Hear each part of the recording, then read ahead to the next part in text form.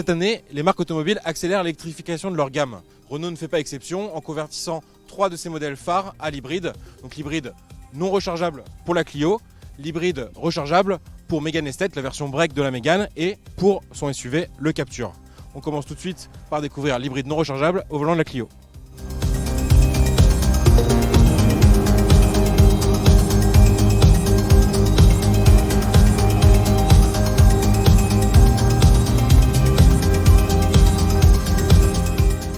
L'objectif de cette Clio hybride, c'est de réduire sa consommation. On a donc un moteur essence 90 chevaux qui va être secondé par un moteur électrique, le tout relié à une petite batterie plus petite que sur les modèles hybrides rechargeables.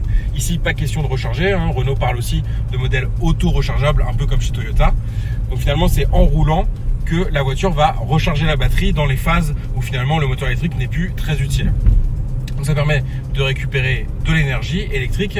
On va quand même pouvoir forcer la motorisation 100% électrique avec ce petit bouton EV, mais avec une batterie relativement modeste, ça va permettre d'avoir seulement 3 ou 4 km d'autonomie pure en électrique et plutôt donc en ville à basse vitesse. On peut en fait rouler en électrique jusqu'à 70 km/h théoriquement.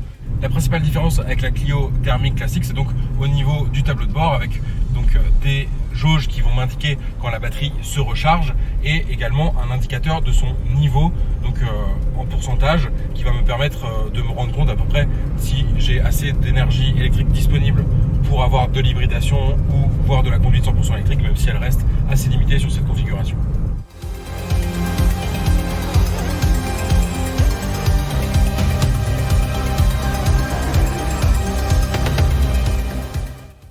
Alors le gain de consommation qu'on peut attendre, c'est une consommation qui va être réduite d'environ 40% sur un cycle urbain. Donc la Clio est une citadine et le Clio va pouvoir gagner 40% de consommation sur le cycle urbain par rapport à une essence.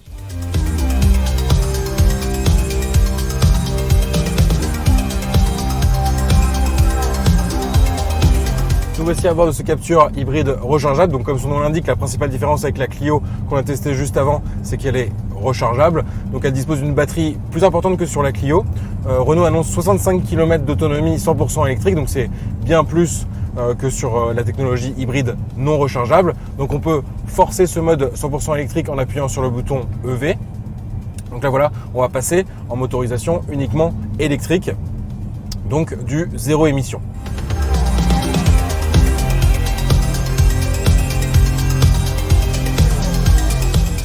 Côté moteur, on a le même moteur essence que sur la Clio, sauf que la puissance totale va être bien supérieure. Ici, on est à 160 chevaux sur ce Captur en cumulé, en associant moteur électrique et essence. Même chose, en allant dans les modes, on peut finalement paramétrer. Il y a un mode sport qui va associer motorisation électrique et moteur essence. Et là, on tire toute la puissance en fait des 160 chevaux.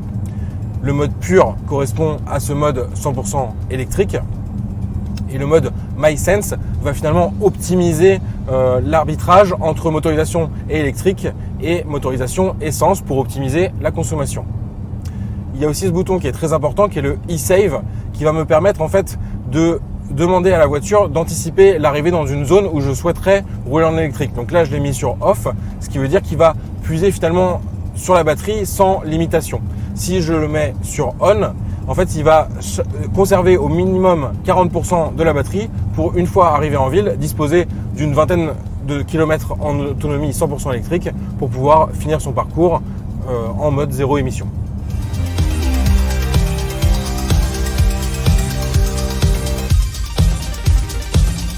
Est-ce que ce Captur hybride rechargeable, il se présente quand même comme la voiture à tout faire pour un acheteur d'automobile neuve? En fait, en effet, ce Captur E-Tech plug-in hybride, il permet le grand écart, c'est-à-dire rouler toute sa semaine en électrique. Je me charge une fois par jour, je peux rouler en électrique toute la semaine.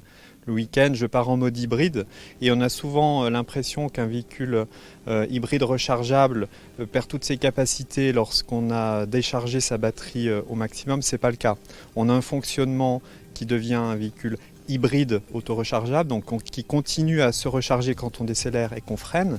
Et l'intelligence de notre système E-Tech, qui est unique sur le marché, c'est qu'il permet, dans des phases de roulage stabilisé sur autoroute par exemple, de continuer à recharger la batterie C'est-à-dire que le moteur essence va, dans certaines phases où on n'a pas besoin de toute son énergie pour entraîner les roues, recharger la batterie. Et cette accumulation d'énergie dans la batterie va permettre, y compris sur des trajets type autoroute quand on part en week-end ou en vacances, de systématiquement moins consommer de carburant que son équivalent 100% essence. Et donc ça, c'est quelque chose qu'on n'a pas souvent en tête, mais qui reste un vrai attrait du véhicule hybride rechargeable sur les longs trajets.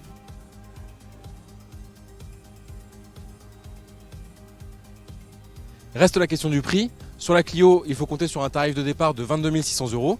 Ça correspond au même prix qu'un diesel 115 chevaux en boîte automatique. Sur le Captur hybride rechargeable, les prix démarrent à 33 700 €. C'est 5 700 € de plus que l'essence de puissance équivalente proposée actuellement sur la gamme.